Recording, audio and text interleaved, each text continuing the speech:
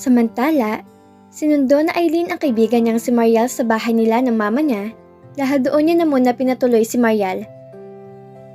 Pagkatapos kasi nila magkabatian at magkwentuhan ni Mariel, ay inaya niyang kaibigan sa bahay ng mama niya. Ipinakiusap ni Eileen sa ina na doon muna patuloyin si Mariel kahit 1 o 2 buwan lang. Hindi naman siya nahirapan papayagin ng ina, bagkos inatutuwa pa nga to na may makakasama uli sa bahay nito, bukod sa kasambahay nito. Hindi na kasi sila nakatira ng ate Arlene niya sa kanilang mama. Dahil pareho na silang may asawa na magkapatid. Hindi rin naman madalas magstay ang ina nila sa bahay nila dahil sa resort nila to naglalagi.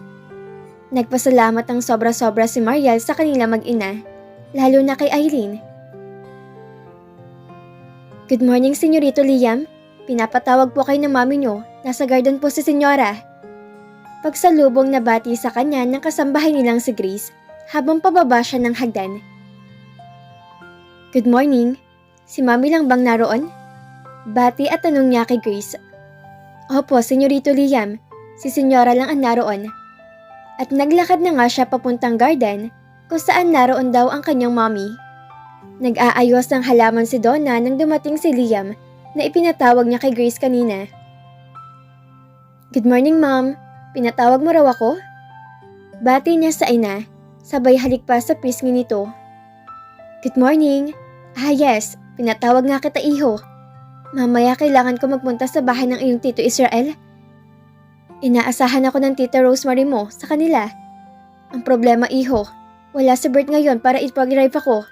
Nagpaalam kanina na uuwi mo na raw sa kanila at isinugod ng asawa sa ospital. Alangan naman na hindi ko payagan ng driver natin. Family matters yon at emergency. Ani pa ni Mrs. Moran sa anak. Paalis na rin ako, mami, patungong Batangas. Gusto mo ba na ihatid na muna kita kina Tito Israel? May time pa naman ako kung ngayon kita ihahatid. Ang sabi ni Liam sa ina na ikipinagpasalamat ni Donna sa anak. Thanks, iho. Magbibihis lang ako. Wait me here, mabilis lang ako. At iniwan na si Liam sa garden. Habang hinihintay ang ina, ay tinawagan naman niya si Colton na baka malate siya sa usapan nila dahil ihahatid pa niya ang mami niya sa bahay ng kaibigan nito. Mauna ka na, Colton, at susunod na lang ako. Aniya sa kaibigan. Hintayin na lang kita. Kung sakaling malate ka, hindi lang ikaw, Brad, 2 tayo. Hayaan mo maghintay si Jack at Limel doon. Saad naman ni Colton na tumatawa pa sa kabilang linya. Gago ka talaga. May kasama ka ba? Tanong ni Liam dahil rinig niyang may katabi tong babae. Yeah, sila Lane. Later I will introduce you to each other. Wala ka bang date? Si Limel alam ko meron. Ang bagong assistant manager sa resto bar ni Jack na kaibigan ni Eileen na tinitrain ni Limel. Sabi niya maganda raw. Mukhang type ng kaibigan natin, Brad. Pachismis pang sabi ni Colton na kinailing ng ulo ni Liam na napangiti na lang. Basta maganda at sexy, for sure magdadamoves agad si Limel. Lalo na, at assistant manager pa pala ng kaibigan pa ng asawa ni Jack. Knowing him, parang ikaw. Sabay tawa niya. Tawagan mo na lang uli ako kapag pupunta ka na. Regards mo ako kay Tita Donna, Brad. Sige, tawag lang ako kapag naihatid ko na si Mami kina Tito Israel. Enough ni Liam ang tawag at ibinulsa ang cellphone niya sakto naman ang dating ng ina. Liam, let's go, iho! Nagmabadaling aya na nito sa kanya. Okay. Aniya sa ina. Pagkahatid ni Liam sa mami niya, ay nakasalubong na sa kanila ang mga anak ng Tito Israel niya na best friend ng mami niya sa entrance door ng bahay ng mga ito. Doon na kasi nagpahatid ang mami niya dahil maaga pa raw para sa lunch date nila sa labas. Bumaba na muna siya sa kotse niya at binati ang tito ninong niya, pati ang asawa nito at anak nitong si Carissa at Nathan. Hi, Liam! Buti hinatid mo si tita dito at nagkita tayo. Aning wika ni Clarissa. Tumango lang si Liam sa babae at pumaling ng tingin sa ina. Ma'am, alis na ako? Hinihintay pa ako ni Colton. Babiyahe pa kami pa Batangas. Paalam niya sa mami niya na dinig ng mga kasama nila. Uuwi ka ng Batangas? Pwede ba akong sumama? Dad, Ma'am, sasabay na ako kay Liam pa Batangas. Please, namiss ko na magdagat. Promise, magbibihave ako. Saad ni Clarissa na ikinalingon ni Liam sa ina. Kung okay lang kay Liam na isabay ka pa Batangas, sige. Okay lang ba sa'yo, iho, na isabay ang anak ko? Susunod din naman kami mag-anak doon para madalong ilang kaanak namin bago kami bumalik ng Amerika. Ani naman na kanyang tito Israel. Sige na iho, isabay mo na si Clarissa para hindi ka mainip sa biyahe at may kasama ka. Utos naman ni Donna sa anak. Wala nang nagawa pa si Liam kundi isabay si Clarissa. Sige po, sagot ni Liam sa ina at sa ama ni Clarissa na ikinasaya ng babae. At agad na pumasok ng bahay na pagbalik nito ay dala na ang maliit na maleta at isang tote bag nito. Tinulungan niya ang babaeng mailagay ang gamit sa likod ng kotse niya at nagpaalam na siya sa ina. Sa biyahe ay panay ang kausap sa kanya ni Clarissa na sinasagot naman ni Liam. Pero halatang wala siyang interes kaya humalikip-kip na lamang ang pagkakaupo si Clarissa na piping pinagpasalamat ni Liam dahil labag sa loob niya ang makasama ang dalaga. Tinawagan niya si Colton tulad ng usapan nila at nagkita na lamang sila sa expressway pa Batangas. Nilapitan siya agad ni Colton at ipinakilalang kasama nito sa kanya na makarating siya sa meeting place nila. Napangisi pa ang kaibigan na makita nito si Clarissa na kasama niya. Kilala naman kasi nila Colton ang babae dahil madalas din nila makita noon si Clarissa at alam nilang may gusto ang babae sa kanya. Noong hindi pa niya asawa si Almira. Akala ko wala kang date. Pabulong na wika ni Colton sa kanya na ikinataas niya ng gitnang daliri niya sa mukha ng kaibigan na natatawa-tawa. Based on your facial reaction, mukhang napilitan ka ah. Usisa pa nitong pinagtatawanan siya. Tara na, ang sabi ni Liam na lang sa mapang-asar na kaibigan. Samantala, 2 araw nang nakalipas mula na magtrabaho si Mariel sa resto bar at sa nakalipas na araw ay nakausap naman niya ang kuya Makmak niya at ang lolo at lola niya. Nabanggit sa kanya ng pinsan ang tungkol sa pagpunta ni Liam sa lugar nila na ikipinagtaka niya dahil pinuntahan siya ng lalaki na hindi niya inaasahan. Naisip niyang baka inutusan to ni Mrs. Moran at baka importante dahil ito pa mismo pumunta sa kanila upang makita siya. Tinanong siya ng kuya Makmak niya kung anong gagawin nito kung sakaling bumalik ang lalaki sa kanila at hanapin siyang muli. Sinabi niyang ibigay na lamang ang contact number niya kay Liam kung magawi nga uli sa kanila to at siya na ang bahalang kumausap. Nag-okay naman sa kanya si Makmak at sinabi mag-iingat pa rin siya sa mga taong nakikilala niya. Nag-oo na lang siya para hindi na mag-alala pa ang pinsan. Nagbilin pa siya na kung si Mrs. Moran ang magtungo sa kanila, ay tawagan siya nito anytime dahil gusto rin niyang makausap ang ginang dahil namimiss niya rin to. Matapos ng pag-uusap nila ng pinsan, ay napapaisip na naman si Mariel tungkol kay Liam. Why all of a sudden ay gusto niya akong makita? Akala ko ba galit siya sa akin? Tanong niya sa sarili na napapailing. Ilang linggo rin niyang hindi nakita o narinig man lang ang boses ng lalaki. At ngayon ay malalaman niyang pinuntahan siya sa bahay nila at hinahanap siya nito. Anong meron? Bakit bigla'y hahanapin niya ako at gusto makausap? Aniya sa sarili na napapakibit balikat pa.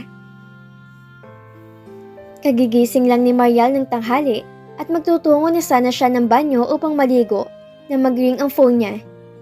Bumalik siya sa kama at naupo sa side ng higaan at sinilip na muna kung sino ang caller. Napangiti siya na makita kung sino't masayang sinagot ang tawag. Yes, hello? Alauna pa lang ng tanghali. Mamaya pang duty ko, sir. Aniya sa tumawag sa phone niya. Kakagising mo lang ba? Sorry kung naabala kita. Pero kasi di ba pumayag ka na sumama sa akin sa foundation day ni Eileen ngayon? Nakalimutan mo ba? May pagtatampong wika ni Limal. Natawa naman si Mariel sa pagsasalita nito dahil nagbibiro lang siya. Alam naman niya na may lakad silang dalawa, Kaya ang maliligo na siya para maghanda? No. Actually, mag-aayos na nga ako ng sarili ko para pagsundo mo sa akin mamaya.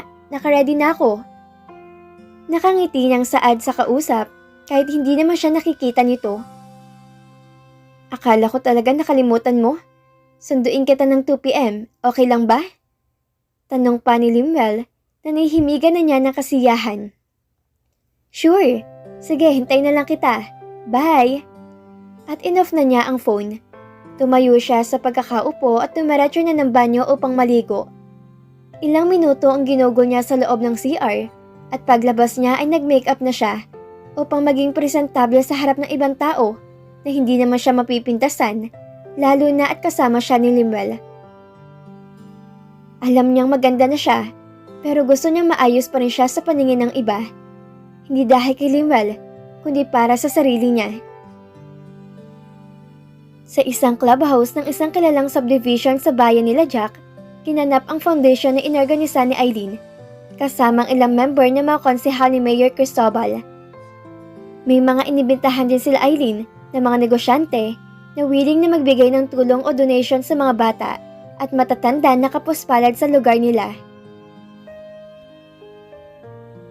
Ang purpose ng foundation ay makapagpatayo ng panibagong shelter na pwedeng pagsamahin ng mga sanggol na iniwan ng magulang at mga matatanda na walang maaasahan ng mga pamilya ang titingin sa mga ito.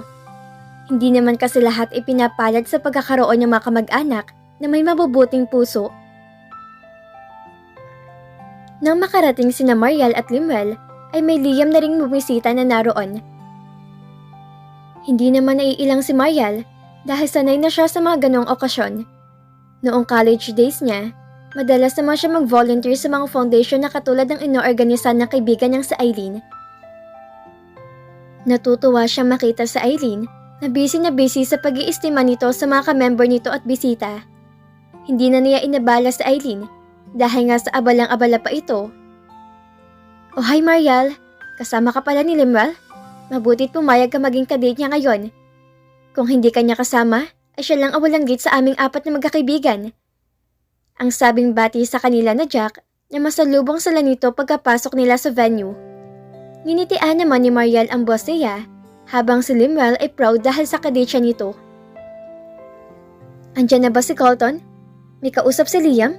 Talaga? May kasama siyang date? Aba, mukhang nakapamove on ah. Good for him. Wika ni Lemuel na natutuwa sa sinabi ni Jack na ikinareact ng isip ng dalaga nang marinig ang pangalang Liam dahil biglang napasuyap siya sa asawa ng kaibigan na baka sakaling masabi nito kung anong apelyido ng Liam na binanggit nito kanina. Napailing si Mariel at mahinang sinabi sa sarili. Malabong naiisip ko, maraming may pangalang Liam sa Pinas at sa ibang parte ng bansa.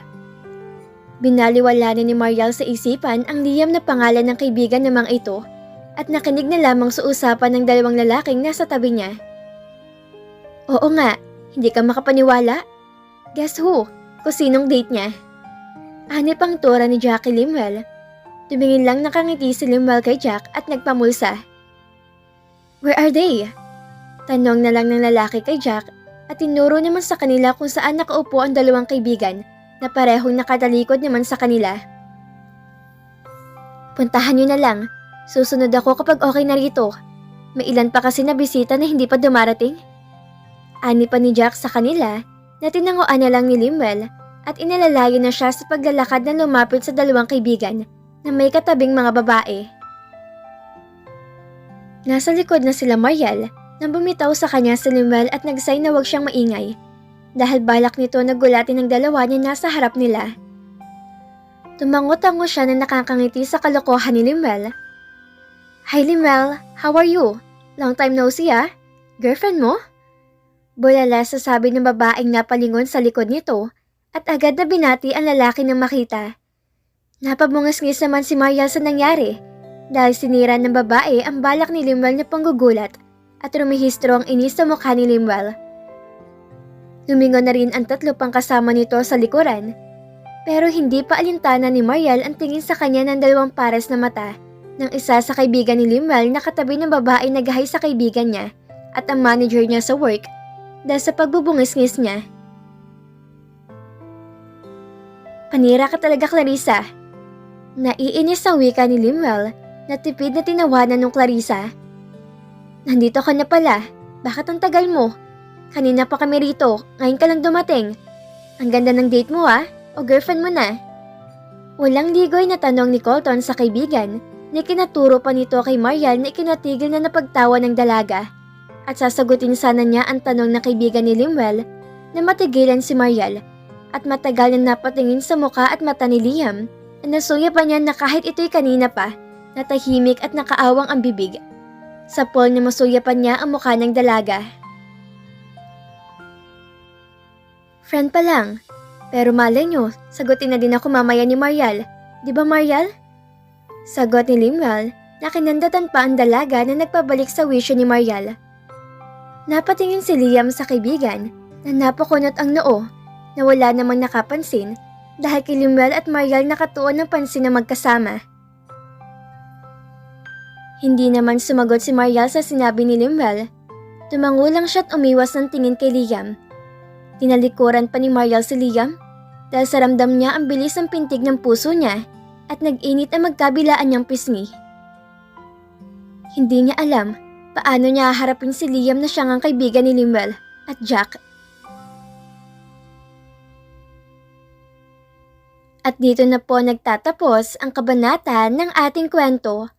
At sana'y muli niyo po akong samahan sa mga susunod pang kabanata na ibabahagi ko sa inyo. Maraming salamat po at ingat po tayong lahat.